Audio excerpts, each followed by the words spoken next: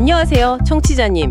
오늘 저희 손에 들린 자료는 한 40대 남성분이 익명으로 써내려 가신 글들입니다.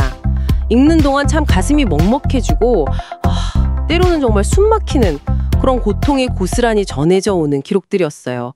어쩌면 세상에 보내는 마지막 신호일지도 모르겠다. 뭐 이런 절박함마저 느껴지더라고요. 네, 맞습니다. 글 하나하나에 담긴 감정의 무게가 상당했죠. 이 글들 속에는 뭐랄까 감당하기 힘든 직장 생활의 무게, 또 사람에게 받은 깊은 상처, 그리고 정말 뼈저린 외로움이나 자신에 대한 미움 같은 것들. 근데 또 동시에 이 모든 걸 끝내고 싶은 마음이랑 어떻게든 살고 싶다는 간절한 소망이 막 뒤엉켜 있어요. 정말 한 사람의 가장 솔직하고 고통스러운 내면을 저희가 오늘 좀 들여다보게 될 것 같습니다. 네, 그래서 오늘 저희는 이 글들을 좀 길잡이 삼아서요. 이 남성분이 겪고 계신 여러 어려움들이 있지 않습니까?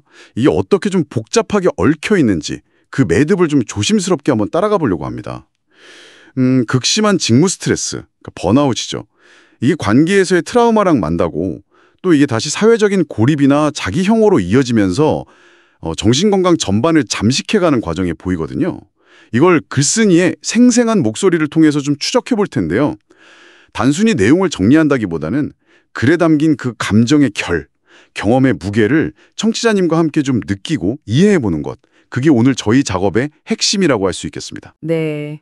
그럼 먼저 이분을 가장 괴롭히는 문제 중 하나로 보이는 거, 그 직장 생활의 고통, 특히 야간 근무에 대한 이야기부터 시작해 볼까요? 이게 여러 글에서 계속 반복적으로 등장을 하는데요. 그냥 야간 근무가 너무 싫어서 미치겠다, 이 수준을 넘어서요. 야간 근무가 마치 저를 산채로 갉아먹는 것 같다는 그런 표현까지 나와요. 오늘 밤도 출근해야 하는구나, 이 생각만으로도 심장이 막 옥죄어 온다, 이런 구절에서는 정말 그 압박감이 생생하게 느껴지더라고요. 이 갉아먹힌다는 표현, 전문가님, 이거 어떻게 봐야 할까요? 그 표현은 정말 단순한 업무 불만이나 피로감을 훨씬 넘어서는 그런 심리 상태를 보여주는 아주 강력한 신호라고 봐야 합니다. 그러니까 신체적, 정신적 에너지가 완전히 고갈돼서 더 이상 스스로를 추스를 수 없는 상태, 즉 번아웃 또는 정서적 탈진 상태에 아주 깊이 빠져 있다는 걸 시사하는 거죠. 글쓴이 스스로도 하기 싫은 일을 억지로 꾸역꾸역 버티다 보니까 정서적으로 완전히 탈진됐다, 이렇게 정확히 진단하고 계시고요. 중요한 건 이 탈진 상태가 그냥 힘들다 해서 그치는 게 아니라는 점입니다. 이게 구체적인 어떤 기능 저하나 극심한 불안으로 이어진다는 거죠. 기능 저하랑 불안이요? 그건 어떤 식으로 나타나고 있나요? 네, 글 속에서 보면 일이 도무지 손에 잡히지 않고 집중력도 떨어져서 실수할까 봐 불안해서 몸이 떨린다. 또 이러다가 정말 돌이킬 수 없는 큰 사고라도 칠까 봐 두렵습니다, 같은 고백들이 계속 나와요. 그러니까 업무 수행 능력 자체가 떨어진 상태에서 혹시라도 발생할지 모르는 그 실수에 대한 예기 불안이 극도로 높아진 거죠. 그리고 더 심각한 건요, 이런 불안과 압박감이 때로는 좀 현실 도피적인 생각으로까지 이어진다는 거예요. 차라리 제가 큰 사고를 낸다면 그게 제게 해방일까 하는 어처구니 없는 생각까지 들 정도라는 언급이 바로 그 예인데요. 해방이라니. 네, 이게 현재 상황에서 벗어나고 싶은 마음이 얼마나 절박한지를 역설적으로 보여주는 동시에 어쩌면 좀 자기 파괴적인 생각에 싹이 튀고 있다는 걸 암시하는 그런 위험 신호일 수도 있습니다. 듣고 보니 정말 심각하네요. 이게 단순히 일하기 싫다, 이 정도가 아니라 존재 자체가 막 소모되고 있다는 느낌을 받으시는 것 같아요. 실제로 글 전반에서 번아웃의 다른 증상들도 되게 뚜렷하게 나타나잖아요. 예전에는 즐겁던 것들에 대해서 이젠 아무것도 즐겁지 않아요, 이렇게 말씀하시고, 사람들과의 관계마저 말 섞는 것조차 싫고 그냥 모든 게 다 싫어요 라면서 회피하게 되고요. 잠도 제대로 못 자고 밥맛도 없고 피로가 차곡차곡 쌓여서 몸이 망가지는 게 느껴져요 같은 신체적인 증상까지 호소하시고, 이걸 다 종합해보면 매일매일 출근하는 길이 마치 고문 받으러 가는 길 같다는 그분 표현이 전혀 과장이 아니구나 싶어요. 맞습니다. 정말 그렇죠. 이처럼 극심한 번아웃 상태는 사실 개인의 의지나 노력만으로는 극복하기 어려운 경우가 많아요. 그런데 이분의 경우는요, 이 직무 스트레스가 그냥 딱 떨어져 있는 문제가 아니라 과거의 또 다른 어떤 깊은 상처와 연결이 되면서 고통을 더 증폭시키는 그런 양상을 보이거든요. 바로 이 지점이 저희가 다음으로 좀 주목해야 할 부분입니다.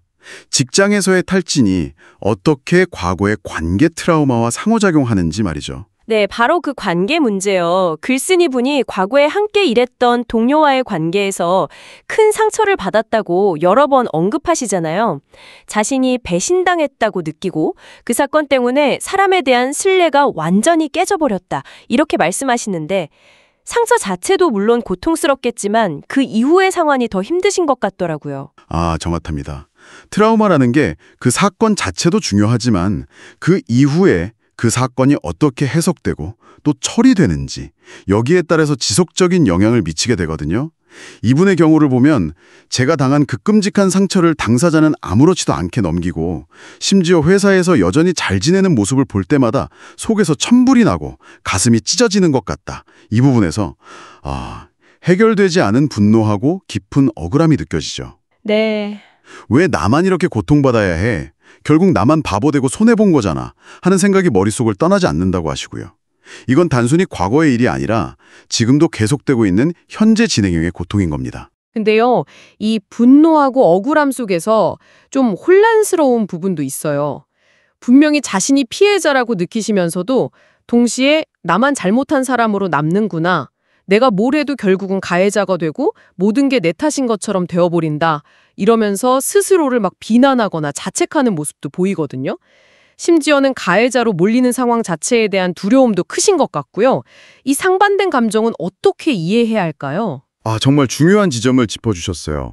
이게 바로 트라우마, 특히 대인관계에서 비롯된 트라우마가 남기는 아주 복잡한 후유증 중 하나입니다.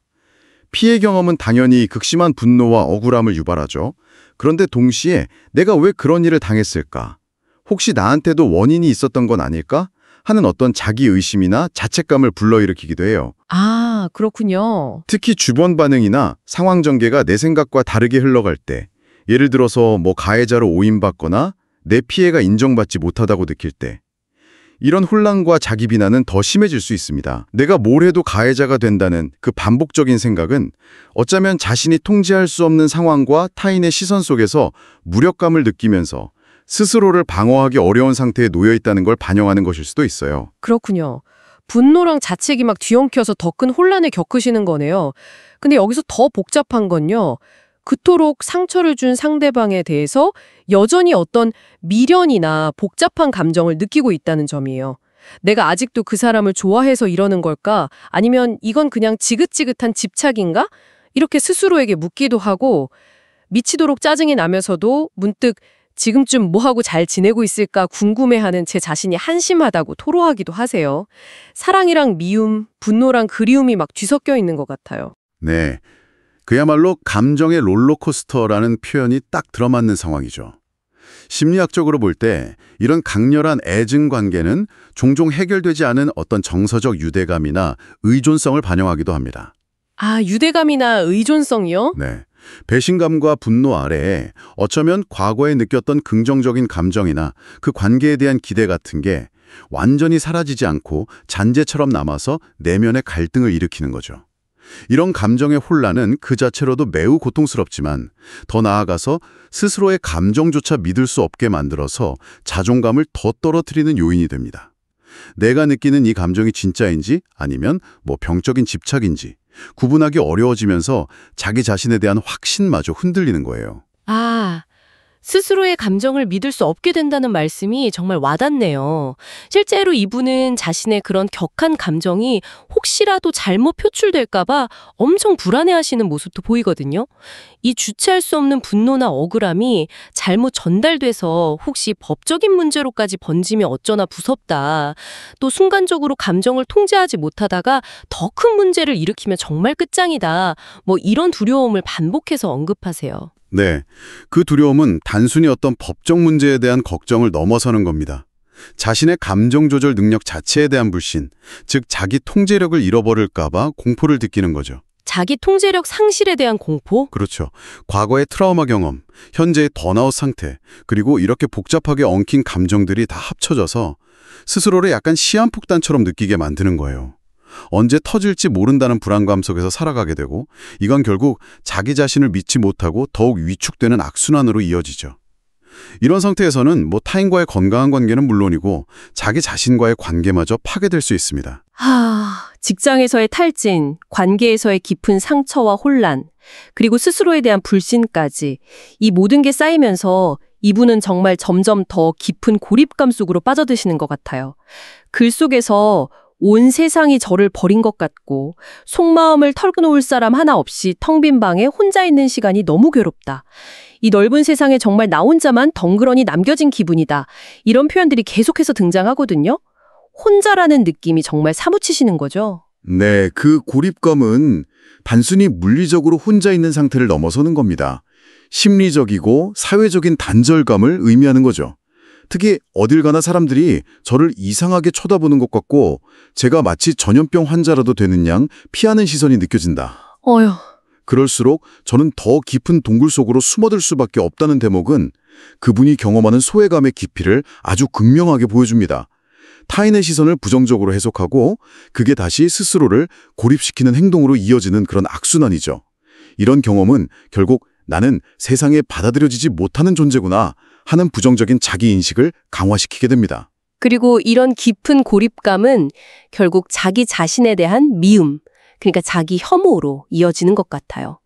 나이 40 넘어 이게 뭐 하는 짓인가, 주변에서는 추하다는 말만 듣다 보니 제 자존감은 이미 바닥을 치고 지하까지 뚫고 들어갔어요 라거나, 아까 이야기 나눴던 것처럼 결국 모든 게 내 잘못 같고 내가 문제인 것 같고 스스로를 탓하게 됩니다. 이런 생각들이요. 맞습니다.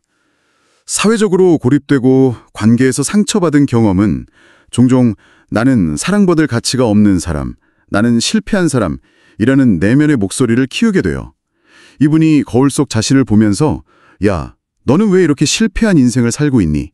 라고 자문하거나 제 자신이 너무 초라하고 한심하게 느껴져서 거울 속에 저를 마주하는 것조차 힘들다고 고백하는 장면은 정말 무너져 내린 자존감과 깊은 자기 혐오를 상징적으로 보여주는 거죠. 스스로에게 실패자라는 낙인을 그냥 찍어버린 거예요.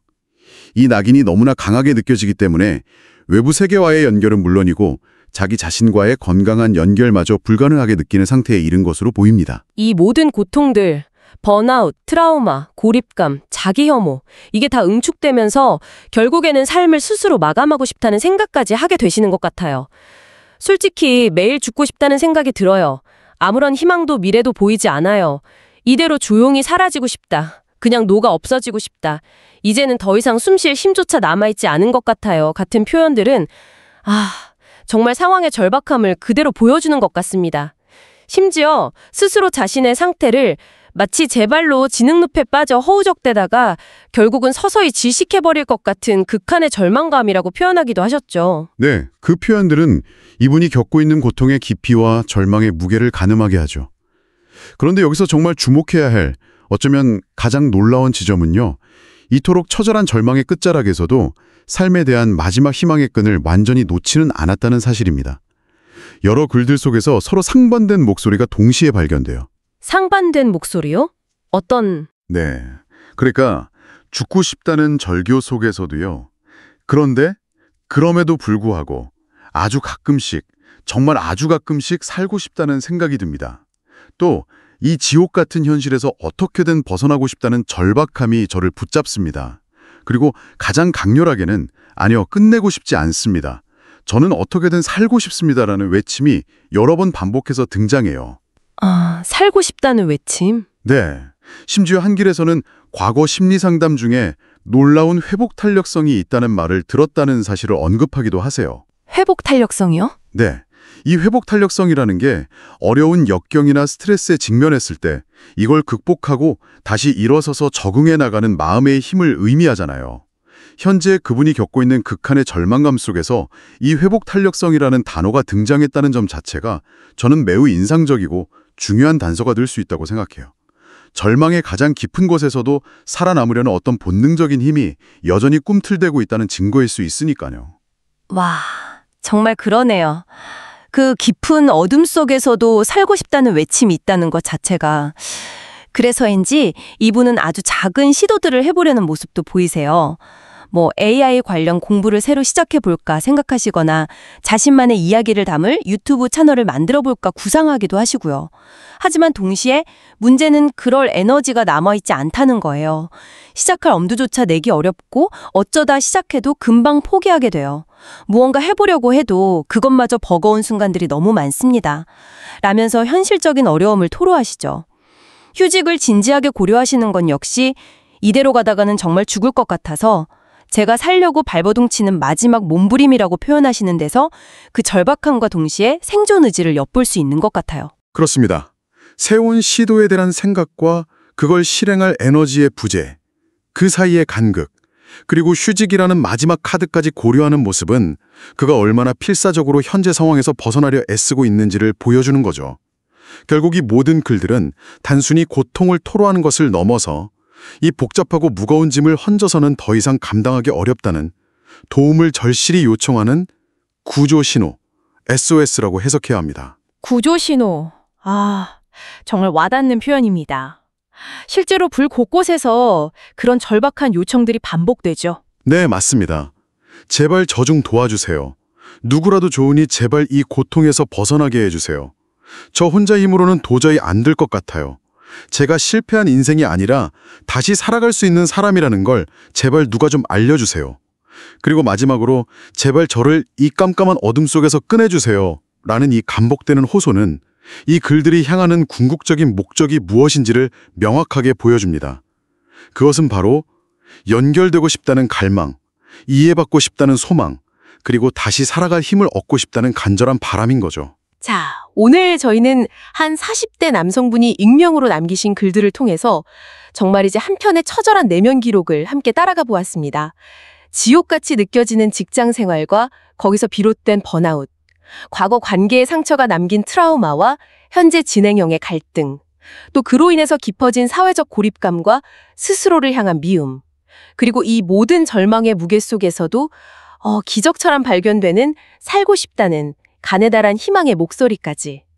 이 모든 것들이 어떻게 한 개인 안에서 이렇게 격렬하게 충돌하고 얽혀 있는지를 생생하게 느낄 수 있었던 시간이었습니다. 생존하려는 의지의 표명이었습니다. 그리고 무엇보다도 세상과 연결되고 도움을 받고 싶다는 간절한 구조 요청이었죠. 이 글들을 접하신 청취자님께서는 지금 어떤 생각이나 감정을 느끼고 계신가요? 어쩌면 글쓴이의 경험 중 일부가 남일 같지 않게 느껴지셨을 수도 있고요. 혹은 주변에 누군가가 떠올랐을지도 모르겠습니다. 그의 고통에 깊이 공감하면서도 또 그 안에 숨겨진 어떤 생존 본능과 회복 탄력성의 가능성에 주목하게 되는 그런 복잡한 마음이 드셨을 수도 있고요. 이 글들은 우리에게 한 가지 중요한 질문을 던지는 것 같아요. 한 사람이 혼자서는 도저히 감당하기 힘든 무게에 짓눌려 있을 때, 심지어 명확한 언어로 도와달라고 외칠 힘조차 남아있지 않을 때, 우리는 그 희미하고 절박한 신호를 어떻게 알아차리고 또 어떻게 응답해야 할까요? 오늘 저희가 함께 들여다본 이 기록들이 단순히 한 개인의 아픔으로만 남지 않고요. 우리 주변에 보이지 않는 고통에 대해서 다시 한번 생각해보는 계기가 되었으면 합니다. 그리고 그 속에서 발견된 그 절망 속에서도 꺼지지 않으려 애쓰는 삶에 대한 의지가 청취자님의 마음속에도 오랫동안 남아서 어떤 형태로든 작은 울림을 만들 수 있기를 바랍니다.